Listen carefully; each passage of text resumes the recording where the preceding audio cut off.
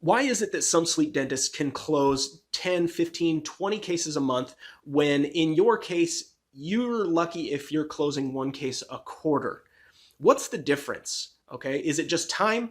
Is it just a referral network? What is it? No, the reality is that scaling a sleep practice comes down to having a system that allows you to attract obstructive sleep apnea patients directly to your office rather than solely relying on local physicians to recognize the efficacy of sleep appliances for managing obstructive sleep apnea.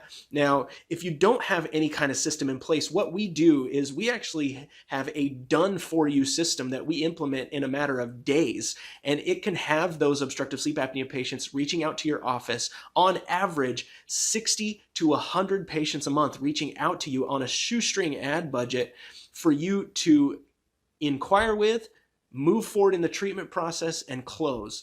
So on average, our clients are closing between 3 to 5 cases within their first 30 days with us. This is Lily. She is the office manager of Sleep Better Metro West in Massachusetts. And she has done a phenomenal job in her first 30 days. They are very selective about the patients that they work with. But in her first 30 days, she was able to close on $13,000 in sleep appliances. That's an additional $13,000 that they weren't doing before by just relying on local physicians.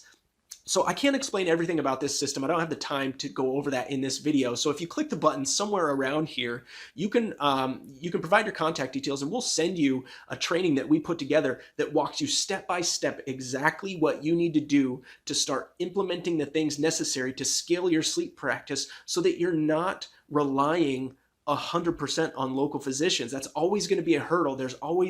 Hopefully there won't always be that animosity between MDs and dentists, but for now it exists. And this is a way for you to have leverage going into those relationships so that you are in control of the number of sleep patients that you are seeing every single month. So like I said, if you don't yet have that system in place, that's 100% necessary if you want to scale your sleep practice